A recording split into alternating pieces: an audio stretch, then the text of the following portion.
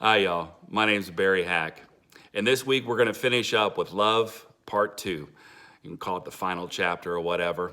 I saw on Facebook this week quite a few things showing love. I saw a friend of mine giving out some bottled water to a man who was walking from Florida, I believe, up to Alaska for the cause of suicide. Something that, with the quarantine going on right now and COVID and everything, it's a very big cause, a good cause.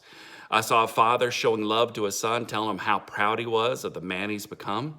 Saw a mom thanking her son for helping her move and how much she appreciates all he does for her. So great job. If you failed this week and you didn't show love, or you had a tough go, or let's just say you failed, pick yourself up, dust off those britches, and let's get started again this next week. And if you need to reference, go back to the message I talked about on failure. This week, I want to give you a couple stories. The first one's just a little proverb. It's actually a Japanese proverb. It says, a man who is in love mistakes a pimple for a dimple. Doesn't that say something?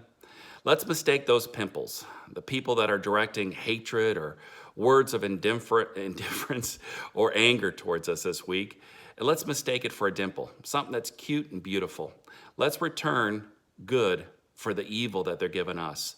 Let's give them kind words of love and show them what love can do. Now, I'm not living in a fairy tale world. I get it. Things aren't always hunky-dory, but we can all get irritated, frustrated, and we can even find it demeaning when people treat us bad and we're supposed to return love. And don't get me wrong, I do a little with it sometimes too.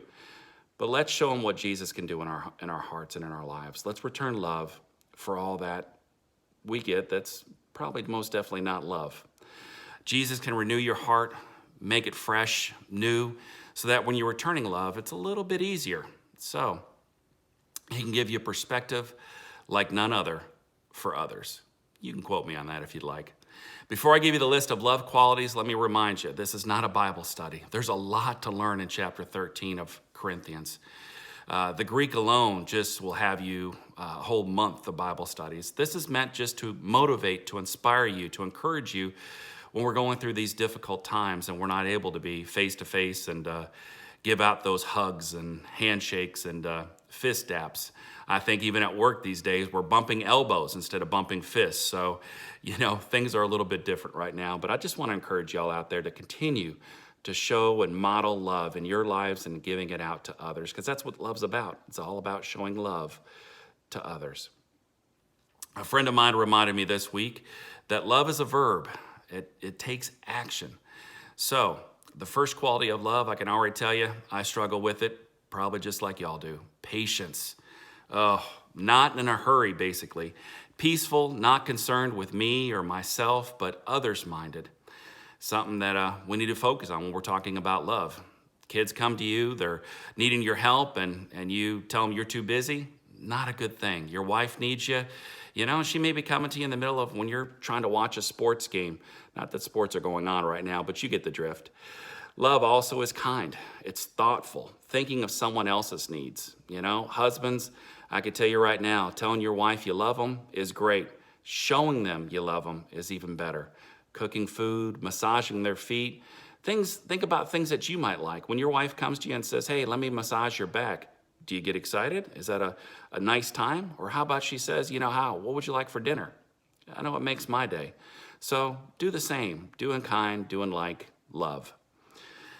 The other parts, not envious or boastful or proud, not jealous, seeking attention for me, myself, not arrogant.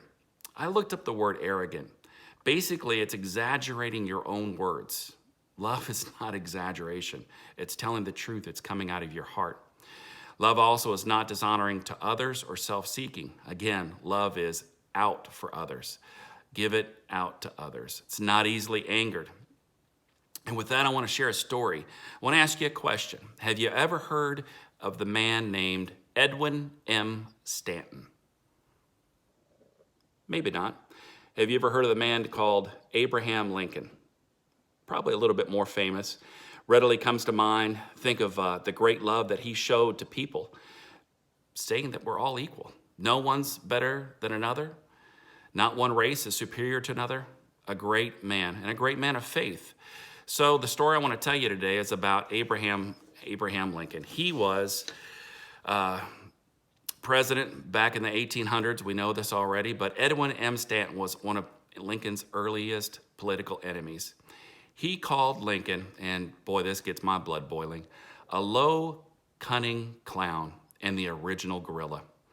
He said it was ridiculous for people to go to Africa to see a gorilla. They could just go to Lincoln's hometown of Springfield, Illinois.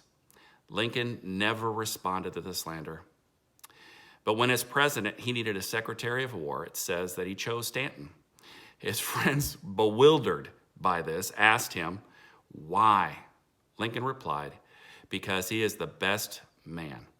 Years later, as Lincoln, as we all know, was shot, killed, and he was lying in a coffin, Stanton comes over, looks into the coffin, and through tears in his eyes running down his cheeks, says, there lies the greatest ruler of men the world has ever seen. His animosity was finally broken by Lincoln's long-suffering, non-retaliatory spirit. Patient love won out. Again, love talks about no record of wrongdoings kept. Love's not an accountant. It doesn't keep a record of all the wrongs, all the debts that it's owed. Love never delights in evil. It rejoices with the truth we're told. And love always, these four things here, protects, trusts, hopes, and perseveres. See, love never fails. As you can see from the list above, love is all about others. It's who we give love to. It's others. It's not meant to be kept for ourselves. When someone genuinely loves you, they tell you, I love you. Now I want to ask you, when someone says, I love you, doesn't that brighten your day a little bit? Brightens your heart and it brightens theirs. So share love. Say those three little words, I love you. Both in your heart and in their heart, it's going to be brightened and uplifted, and the world will be a little bit better place for a little while. At the very end of chapter 13, that's where I want to end. Faith, hope, and love are the three greatest things you can have, it says, with the greatest being love.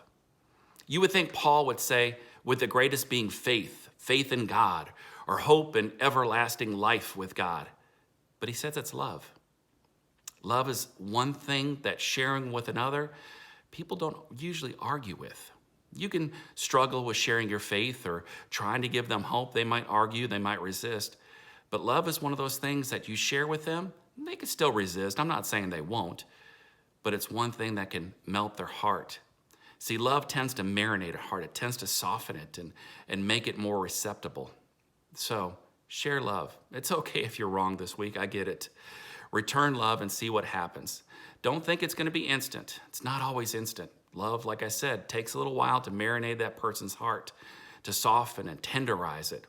And then ask God for guidance this week. Ask him for direction, help. You know, you're going to get frustrated returning love to someone who is just, we're not even going to say the words. I'm just going to show some loving kindness right now.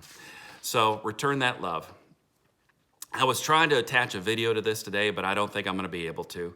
So if you would, Google up a touch of a master's hand by Wayne Watson. There's some other people that sing it. The Booth Brothers. There's a choir that sings it. But this song that they're singing today was actually a poem by Myra Books Welch back in 1921. In the 80s, they made it into a couple of short films. And then in the 90s, and I know that's a little while ago, as you can see from the gray hair and balding, I'm a little while ago too. They made it into a couple of songs. And Wayne Watson is the one that I'd like you to listen to. It's about 4.5 minute long song.